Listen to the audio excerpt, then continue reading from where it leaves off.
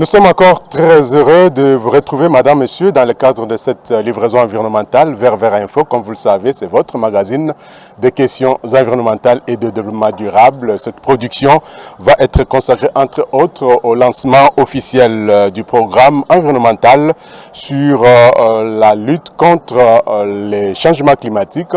C'est un programme qui a été lancé ce mardi 11 février 2025 au CEPAS par les RODESIC et notre organisation qui rentre bien sûr dans le cadre de la lutte contre les effets pervers du changement climatique. Nous allons également vous proposer dans cette émission la conférence débat organisée par l'école régionale de l'eau sur la lutte de la pollution plastique. Mais enfin, nous allons vous proposer l'échange que nous avons eu avec Guy Kajemba, qui est le coordonnateur du groupe de travail climat et de rénové sur la rétrospective de l'année 2024 et les perspectives pour l'année 2025. Une fois de plus, Madame, Messieurs, bienvenue à cette émission Vert Info qui va être consacrée, comme je vous l'ai dit tantôt, d'abord à ce lancement officiel du programme environnemental qui participe à la lutte contre les effets pervers du changement climatique. Et en toile de fond, c'est donc la mise en place de bras zéro économique et écologique par les RODESIC. Je vous propose de suivre ce reportage que nous avons réalisé à cet effet. Suivez. La lutte contre les effets néfastes du changement climatique est l'affaire de tous. À travers le monde, des initiatives se multiplient, comme qui dirait les actions locales, effets globaux. C'est pour répondre à ces rendez-vous que les réseaux des organisations des droits humains et d'éducation civique d'inspiration chrétienne, RODESIC, accompagnent les réseaux ecclésiastiques de la forêt du bassin du Congo, REBAC, Junior, dans ces initiatives de promouvoir une cuisson propre pour lutter contre la déforestation par la mise en place des bras zéro économiques. D'où le lancement officiel ce mardi 11 février 2025 du programme environnemental afin de participer à la lutte contre les effets pervers du changement climatique. Père Robert Minani, président du conseil d'administration du RODESIC, précise. Le programme environnemental que nous venons de lancer, c'est un programme pour jeunes tout d'abord, qui consiste à accompagner un groupe de jeunes dans un quartier bien précis de Kinshasa, dans Ndjili, quartier 4 et Kimbanseke, pour la fabrication de ce que nous appelons de Mbaboula écologique et économique. Écologique parce que ça aide à réduire la déforestation par l'utilisation réduite de la braise. Économique parce que ça permet aux jeunes d'avoir de l'emploi en vendant les produits qu'ils produisent. Et donc c'est ça un tout petit peu notre objectif et ça l'objectif un peu de la présentation. Nous avons choisi la commune de Ndjili parce que le groupe de Renato, qui est un groupe du RODESIC, a sa base là-bas. Ils ont la base à la paroisse Sainte-Agnès et donc il était important de bien circonscrire le lieu de l'utilisation du projet pour être en mesure de vérifier au fur et à mesure l'impact que ça va avoir dans les milieux qu'on a eu. Donc on a commencé à pouvoir faire une enquête sur combien de foyers utilisent les foyers améliorés. Et à la fin de notre projet, donc le projet des jeunes qui sont en train de faire, ils vont refaire l'enquête pour voir s'il y a eu une augmentation de combien de foyers qui utilisent aujourd'hui le foyer amélioré.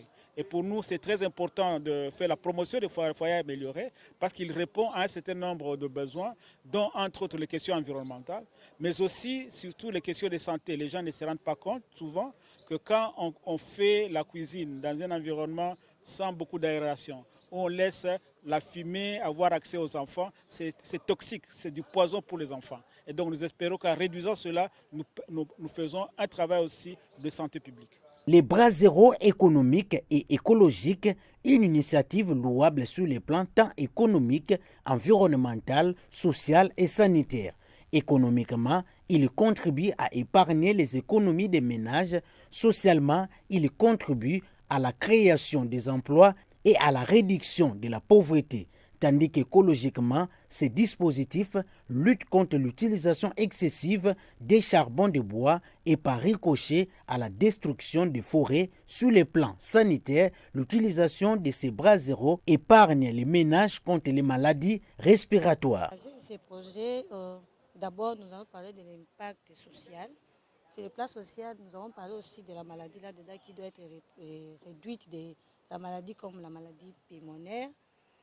Et puis, sur le plan économique aussi, vous voyez, souvent ce sont les mamans qui vendent, qui utilisent les mbabola. Nous, les mamans, nous utilisons les mbabola. Et ça permet à réduire aussi l'argent dépensé par mois pour acheter les braises. Mais en même temps, ça aide aussi pour ceux qui vendent, je dis pour les jeunes entrepreneurs, de se prendre en charge. Au moment où j'économise, moi, la maman, à la maison, papa, j'économise mes macales à la maison, ça veut dire que j'économise une arbre quelque part dans la zone. Parce que ça va empêcher que quand nous économisons avec les mbabola ici, quand nous utilisons les mbabola écologiques, nous diminuons ça veut dire nous sommes dans la diminution des consommations des braises, ce qui entraîne la diminution des arbres coupés dans la forêt, je ne sais pas, tout autour ici, à l'équateur ou partout, là où proviennent les macala. Des initiatives inspirantes comme celle-ci contribuent un tant soit peu à la conservation des écosystèmes forestiers de l'Afrique centrale, à la protection de la santé de la population et à la création des emplois. Les réseaux ecclésiastiques de la forêt du bassin du Congo, REBAC, et les réseaux des organisations des droits humains et d'éducation civique d'inspiration chrétienne, RODESIC, font un mariage des raisons pour lutter contre les effets néfastes des changements climatiques qui mettent à mal les économies de tous les pays du monde. Comme je vous l'ai dit tantôt, nous étions également à l'Université pédagogique nationale IPEN où l'école régionale de l'eau et la faculté des sciences et technologies de l'Université pédagogique nationale, avec l'appui du centre Pulitzer, il y a été donc question de la conférence débat sur la pollution plastique des rivières et des océans. Cette conférence qui a mis aux prises les experts de l'école régionale de l'eau et du centre régional en recherche en ressources en eau du bassin du Congo REBAC, mais aussi avec bien sûr les étudiants de l'UPN qui ont pris part à cette conférence débat. Je vous propose de suivre ce reportage avec le commentaire de notre confrère Jocelyn Babalomba.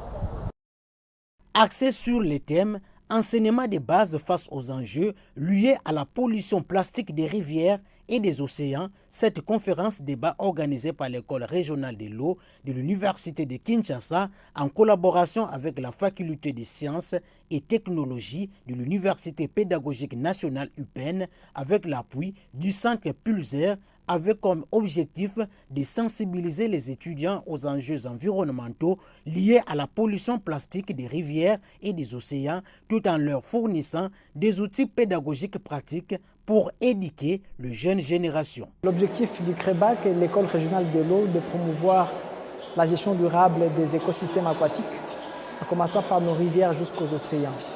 Et dans ce processus, le CREBAC est convaincu que si on passait par la jeunesse, on l'a formé, on l'informait, on l'a sensibilisé, on peut espérer pour les 5-10 prochaines années avoir une génération de personnes qui posent des actes réfléchis de manière à protéger ces écosystèmes de la pollution plastique.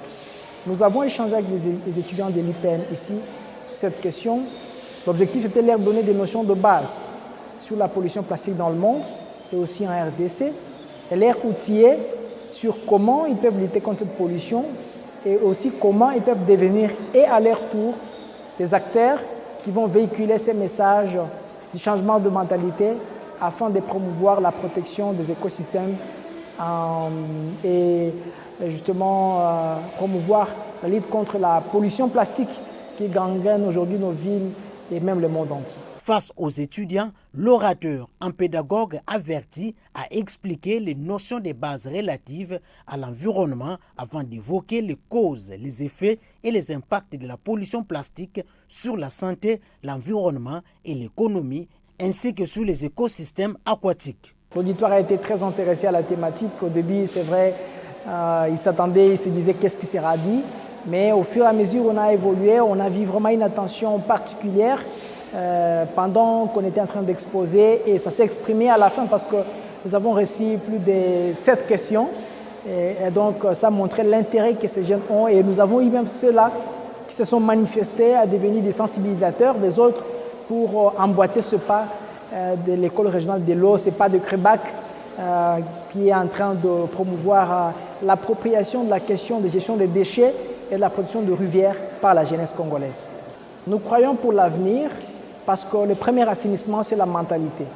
Et la mentalité, on l'atteint que lorsque on expose cette mentalité à une connaissance. C'est ce que nous venons de faire. Nous leur avons donné des notions de base et puisqu'ils ont accepté que cette pollution plastique les concerne aussi, alors ils se sont engagés. Le résultat, moi je n'ai pas un problème de temps. On espère dans l'avenir, je viens de le dire dans mon introduction, qu'autour de 5 ans, 10 ans, ce sont ces mêmes jeunes qui vont devenir des cadres demain.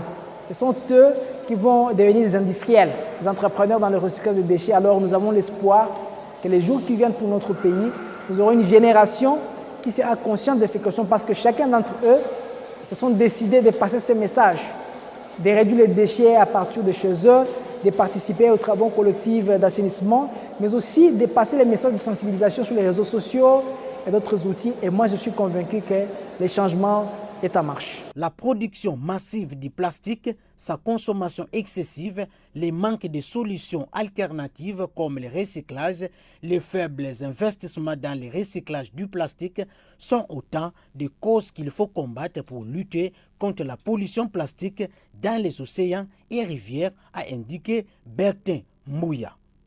Quant aux étudiants, ils ont apprécié à sa juste valeur l'organisation de cette conférence qui leur a permis de prendre des engagements pour sensibiliser à leur tour les autres étudiants pour enfin constituer. L'idée générale de cette conférence visait à une forme de sensibilisation à la population en ce qui concernait les impacts des déchets plastiques et aussi de comment les microplastiques étaient nuisibles à l'homme et comment ça pouvait quitter d'une échelle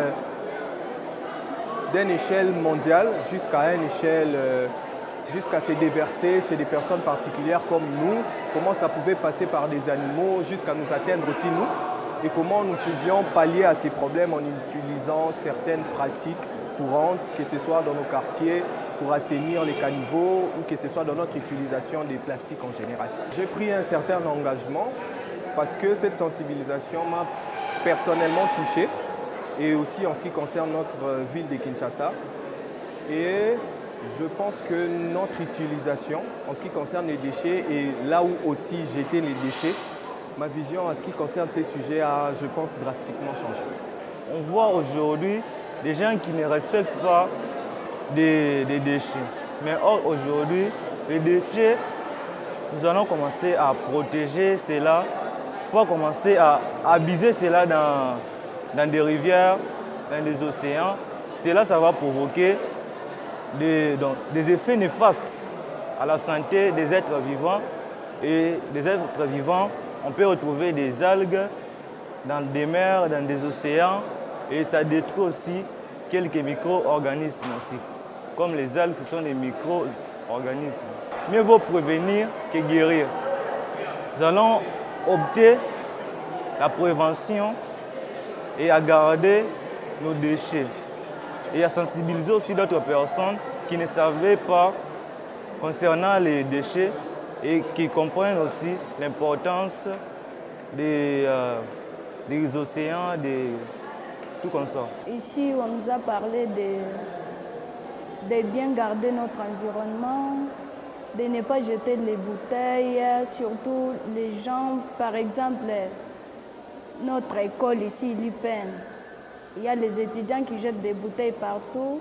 Il faut bien garder notre environnement, de ne pas jeter les bouteilles peut-être dans la rivière, parce que les saletés, ce n'est pas bien.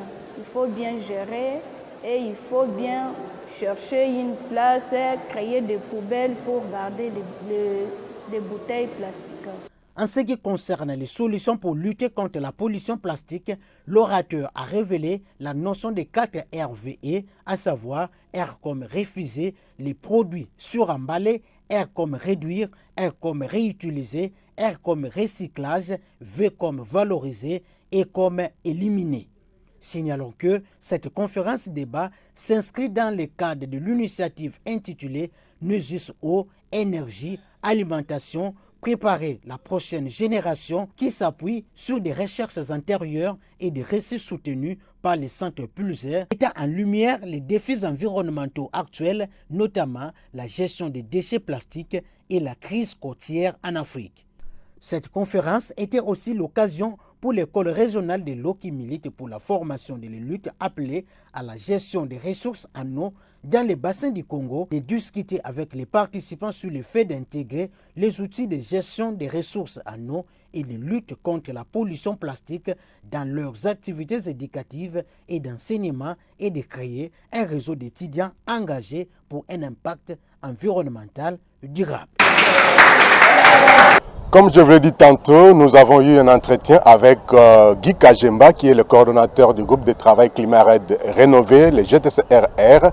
Je vous propose de suivre cet échange. Il a brossé en fait l'année 2024 et fait des projections pour l'année 2025 qui a déjà commencé dans son travail, le GTCR donc, de plaidoyer, dans son travail de lobbying et dans son travail de la défense des intérêts des communautés locales. Suivez plutôt cet entretien que nous avons eu avec lui. Cordon, comment se porte d'abord le groupe de travail Climat Red Plus Rénové? Bon, très bien. Nous avons terminé l'année 2024 avec ce que vous connaissez comme enjeu et bien. L'essentiel est que la société civile environnementale se porte bien. Les acteurs sont sur le terrain et le travail se fait de manière un peu plus professionnelle. Nous avons été dans des grands événements durant toute l'année. On a suivi un peu tous les enjeux au niveau national, international et pourquoi pas au niveau sous-national, au niveau local. Alors 2024 appartient au passé, nous le savons, mais quel a été en fait, comment se sont portées les relations entre la société civile environnementale et particulièrement le groupe de travail Climat Red Plus Rénové et votre partenaire qui est le gouvernement à travers le ministère de l'Environnement, bien sûr. Bon, nous avons eu finalement comme de bonnes relations parce qu'on sent qu'il y a au niveau des services techniques du ministère, il y a un engagement ferme à travailler étroitement avec la société civile. Une volonté que nous avons beaucoup encouragée, notamment à travers la mise en place de tout ce qu'il y a comme commission, comme groupe de travail. Nous avons salué l'intégration des membres de la société civile du GTCRR dans les comités consultatifs nationaux des forêts à un nombre plus élevé. On est maintenant à 4. Donc on sent qu'on prend au sérieux la contribution de la société civile à un niveau. On peut seulement avoir un peu de réserve au niveau politique. Il y a encore un travail à faire par rapport au niveau politique. Parce que là, au niveau technique, quand vous allez à la DDD, vous êtes avec les amis qui travaillent sur la CDN et les autres, vous sentez vraiment qu'ils tiennent vraiment à l'implication des communautés locales et des peuples autochtones à travers les réseaux GTCR et les autres réseaux des peuples autochtones. Au niveau politique, là, il y a encore un travail à faire. Le dialogue n'est pas encore vraiment formalisé. Et ça, c'est encore un travail que nous faisons. Nous essayons encore un peu de continuer le plaidoyer pour que nous puissions avoir un cadre permanent, plus ou moins permanent, d'échange et de dialogue avec la MINETA et son équipe, de manière à ce que nous puissions un peu faire le point sur l'état d'avancement de quelques questions. Vous vous souvenez que nous plaignons beaucoup plus de surprises par rapport à des documents, des décrets qui sont signés sans, par moment sans qu'on soit informé, on est surpris et que ça pose souvent des problèmes. Voilà. Donc on peut dire que les relations ont quand même évolué dans la bonne direction, dans une certaine mesure. Dans une certaine mesure, ça a évolué, mais nous avons encore un travail à faire parce que là, un travail à faire pour que ça soit encore plus mieux que ça. Hein. Enfin, on veut toujours la performance, on ne veut pas se limiter là-bas. Parce qu'il y a des choses à améliorer, il y a des communications, il y a des discussions, la prise en compte régulièrement du des besoins de l'intérêt des communautés reste notre souci, au-delà de tout ce qu'il y a comme enjeu politique qui ne nous concerne pas beaucoup. Alors, Cordon, comme nous l'avions dit tantôt, on va essayer de jeter un regard rétrospectif sur l'année 2024, sur les activités que vous aviez menées, sur ces cas, en tout cas constitués l'année 2024 au niveau du groupe de travail Climat RED plus rénové. Mais dites-nous d'abord, qu'est-ce qui a marqué 2024 au niveau du groupe de travail Climat RED par rapport à ces activités?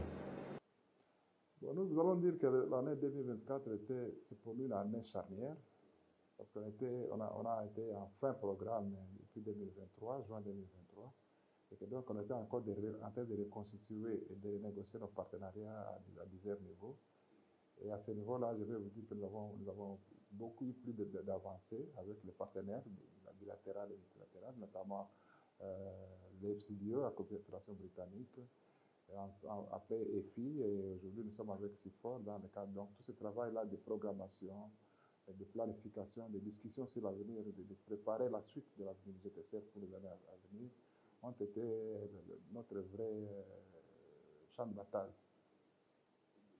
Et voilà, et donc, bien sûr qu'on n'a pas cessé de continuer à suivre les enjeux au niveau national, notamment les différentes réformes sur l'agriculture, sur l'aménagement du territoire, sur le foncier. Et là, bien que ça va au pas de ralenti maintenant, nous continuons à suivre pour que ça puisse être une réalité. Et là, ça poursuit un travail.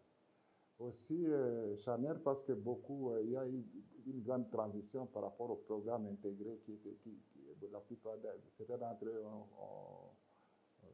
ont été enfin en situation d'activité, et d'autres étaient en train de reconstruire une nouvelle façon de travailler, une nouvelle dynamique. Et tout ce travail a été pour nous important de suivre de très près pour nous assurer que ces programmes intégrés, qui sont la plupart dans des provinces forestières et des provinces un peu plus reculées, prennent en compte l'implication des communautés locales et des peuples autochtones dans leurs réflexions. Et voilà donc ce qui a constitué évidemment, après cela, il faut ajouter toujours les plaidoyers au niveau international, notamment la COP Azerbaïdjan, où nous avons pu construire un partenariat que nous allons finaliser avec les sociétés civiles des 3 bassins. Et là, c'est vraiment quelque chose, nous avions ces soucis-là d'harmoniser nos vues, parce que peut-être que vous le savez, il y a toujours des débats sur l'injustice climatique, sur l'injustice des finances, et que vous allez voir que nos amis du Brésil sont plus avancés comme ce civil, et nous avons voulu nous mettre en consortium pour partager l'expérience et pour avoir des positions communes par rapport à certains enjeux, et pour que notre plaidoyer soit encore plus connu. Et cette initiative que nous avons commencée depuis 2003, était difficile parce que vous savez, nous avons l'Indonésie, nous avons le Brésil et nous avons nous. Quand vous voyez les charges horaires, il est difficile de se réunir parce que quand les gens se réveillent, les autres dorment. Et que donc, nous avons travaillé, je crois qu'à Belém, nous allons formaliser, au Brésil, à Belém, à la COP30, on va formaliser cette plateforme qui est pour nous un enjeu important et un résultat qui va nous permettre à un moment donné de nous rassurer que nous sommes en train de faire un plaidoyer plus fort, surtout dans les grands forats, des grandes réunions internationales. Alors, Cordon, plusieurs activités se sont déroulées, tant au niveau national, peut-être régional aussi et international. Mais quelle a été la contribution du GTCR au niveau d'abord national par rapport à toutes les activités que vous avez menées ou auxquelles vous avez bien sûr participé?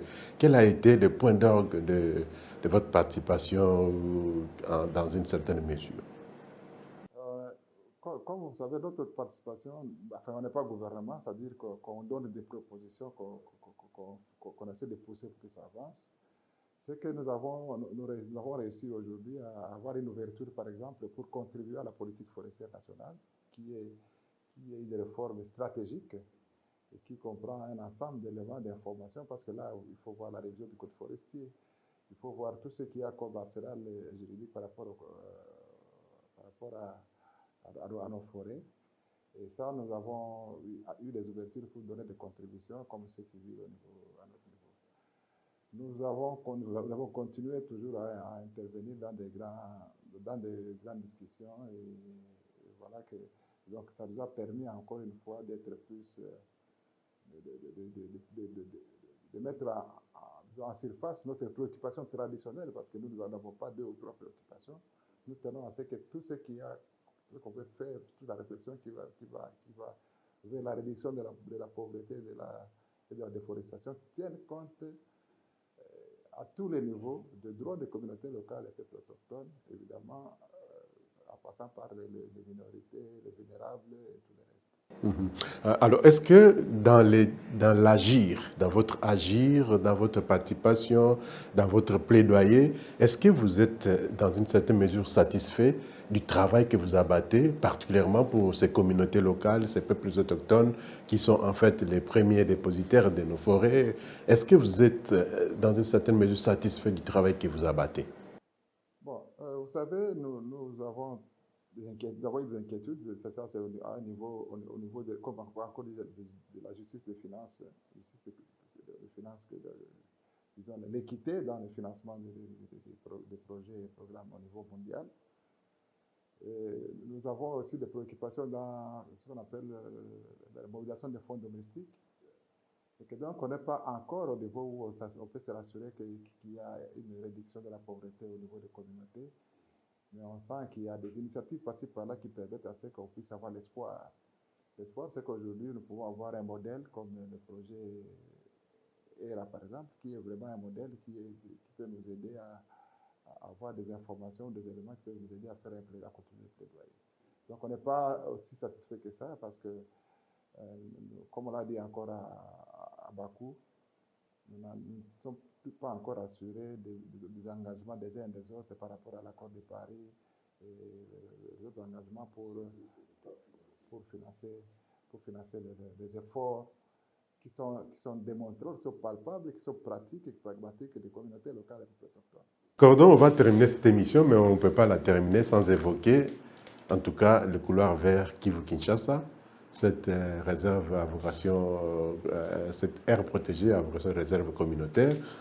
Vous êtes la société civile, et vous connaissez en tout cas les rouages de tout ce qui peut se passer pour la création d'une aire protégée.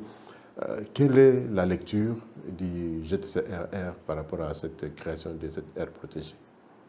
Notre lecture, je pense qu'on l'a déjà donné plusieurs fois.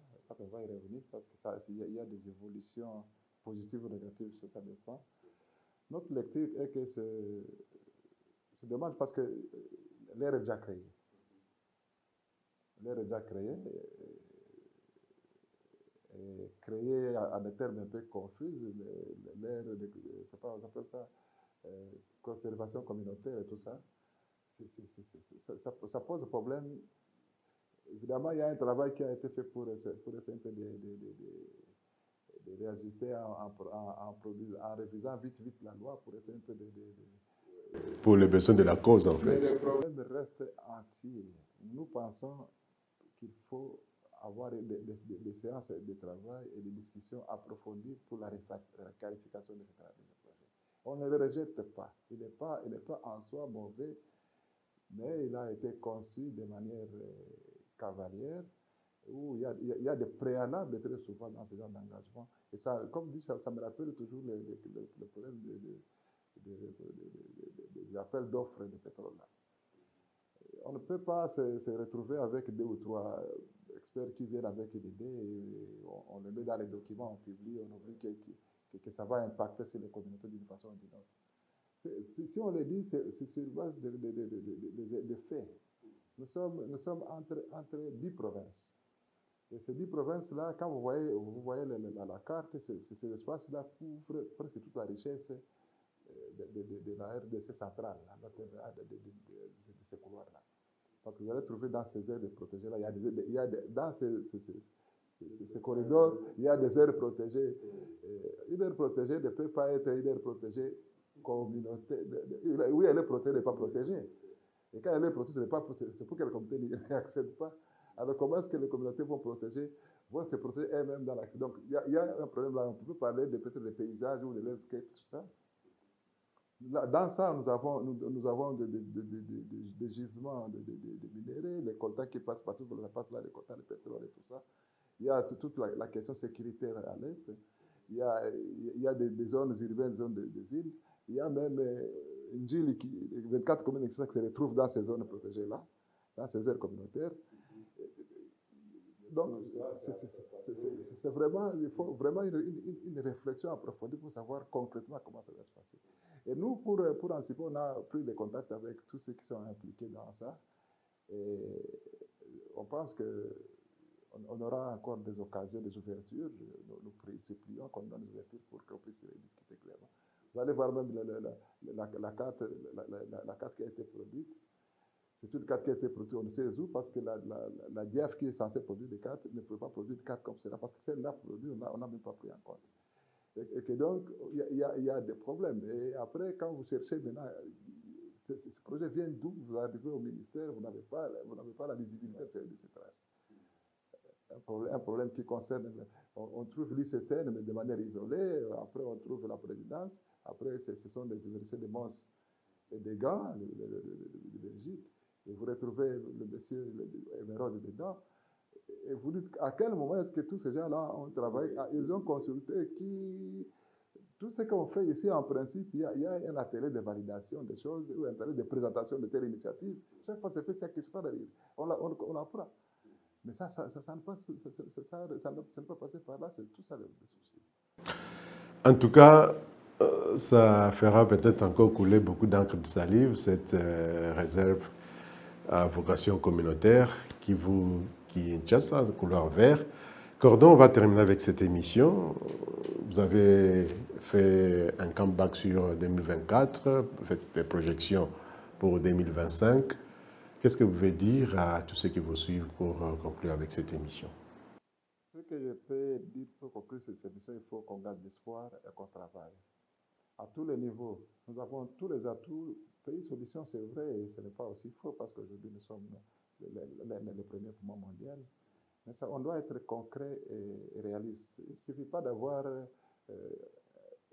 on ne peut pas manger de l'or même si on l'a.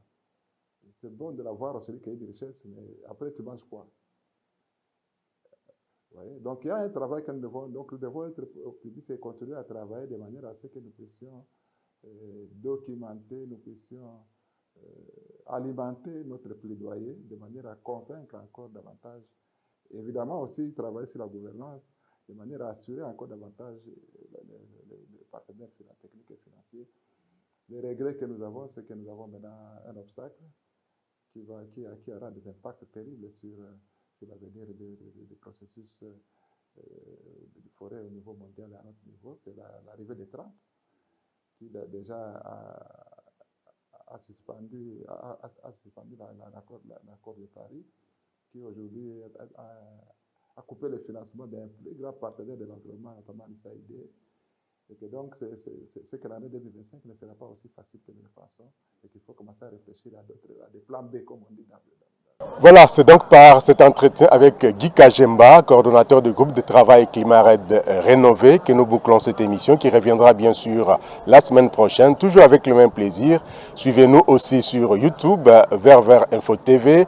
Le site il est également ouvert, vertvert-info.com pour d'autres informations ou toute autre information liée à l'environnement et au développement durable. Quant à moi, je vous dis au revoir et à très bientôt pour d'autres informations écologiques, environnementales de l'Afrique, du monde, pour les développements abordables, les développements durables de la République démocratique du Congo.